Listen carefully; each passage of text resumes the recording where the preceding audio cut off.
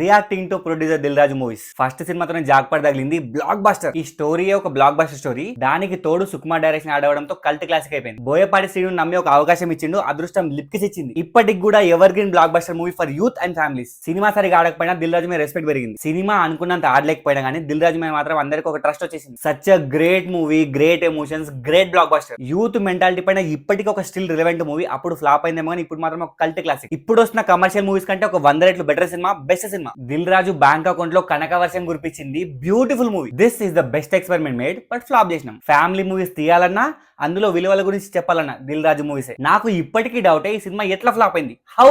ఇద్దరు star heroes ని చేతిలో పెట్టుకుని ఒక ఫ్యామిలీ మూవీ తీయడం, తట్టు వాళ్ళకి పేర్లు లేకపోవడం. చాలా గట్స్ ఉండాలి. దిల్ రాజుకి ఆ గట్స్ గట్టిగా ఉన్నాయి. Biggest heartbreak for Dil Raju గారు.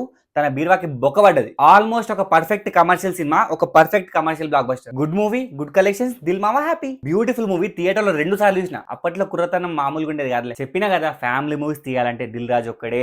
ఎట్లా ఒప్పుకున్నవయ్యా హార్ట్ కింగ్, ఇంత రొటీన్ రొట్టని. ఈ సినిమా నుంచి దిల్ రాజుకి శుక్ర మహాదశ పట్టుకుంది. ముట్టుకుందల్లా బంగారం. డైవర్స్ అనే ఒక సెన్సిటివ్ టాపిక్ ని అండ్ పిల్లలకి పేరెంట్స్ మధ్య ఉండే గ్యాప్ ని పర్ఫెక్ట్ గా చూపించిన ఒక award winning movie. Youthful blockbuster, రొట్ట మూవీ. ఫ్లాప్ టాక్ వచ్చినా కూడా బ్రేక్ ఈవెన్ అయిన ఒక నార్మల్ కమర్షియల్ సినిమా. రాజు గారిని నిజంగా రాజుని చేసిన ఒక గోల్డ్ మైండ్ ఫ్యామిలీస్ తరలొచ్చారు. అగైన్ ఇంకొక great commercial success for Dil మావా. ఒక biggest blockbuster commercial cinema, but ఒక routine average commercial cinema. Dil Raju garu మీరెప్పుడు సీరియల్ స్టార్ట్ చేసిరు చెప్పలేదు అసలు. హిట్ అయింది, బట్ ఏం లాభం? No money, no respect. ఏ జన్మలో పుణ్యం చేసుకురేమో కానీ అనిల్ రావిపూడి మీకు దొరికిరు, జాక్ పాడ్ కొట్టేసిరు. Biggest blockbuster. ఒక మంచి కమర్షియల్ సినిమా, బట్ నాకెక్కదు, ఇప్పటికి కూడా ఎక్కదు. Bad and worst decision to make 96 remake. ఈ సినిమా థియేటర్స్ లో వచ్చింటే మాత్రం ఒక వారం కూడా సరిగా ఆడకపోయేది. దివాలా ఇస్తాడు. సినిమాకి మంచి టాక్ వచ్చింది, బట్ కలెక్షన్స్ రాలే కోవిడ్ వల్ల. ఏందో ఈ క్రింజ్ ఎట్లా యాక్సెప్ట్ చేసినావో ఏమో దిల్లు. బొక్కలో సినిమా, బొంగులో సినిమా ఎట్లా ఒప్పుకున్నాడో ఏమో. తెలుగులో మంచి హిట్ అయిందని చెప్పి హిందీలో రీమేక్ చేసిండు, చేతులు మొత్తం కాల్చుకున్నాడు. Hit cinema,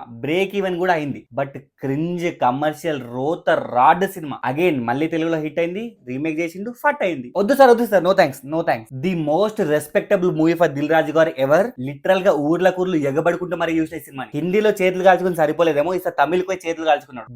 biggest disappointment for Dil Raju గారు. కోరుకోనికే సంవత్సరం పట్టింది ఆయనకి. ఈ రాడ్ రంబోల స్టోరీని ఎట్లా యాక్సెప్ట్ చేసిందో ఏమో ఈ హార్ట్ కింగ్. దిల్ రాజు గారు ఎప్పటికీ కనీ వినియర్ గాని ఒక ఘోరమైన ఇండస్ట్రీ డిజాస్టర్ పడ్డది. లిటరల్ గా కోమాలకు పోతాడేమో అనిపించింది. ఇంతకు ముందే చెప్పినట్టు ఏ జన్మ పుణ్యమో గానీ అనిల్ రావిపూడి చేతిలో పడ్డారు. ఈ సంక్రాంతికి వస్తున్న మూవీ తీయకపోయింటే దిల్ రాజు ఎప్పుడో బ్యాంకరప్ట్ అయిపోయేటోడు. సంక్రాంతికి వస్తున్న మూవీతో ఇట్లా ఆక్సిజన్ దొరికిందో లేదో ఓడ వారి కట్ చేసిండు. వీడియో నచ్చిందా? Then please subscribe to movie మంచి.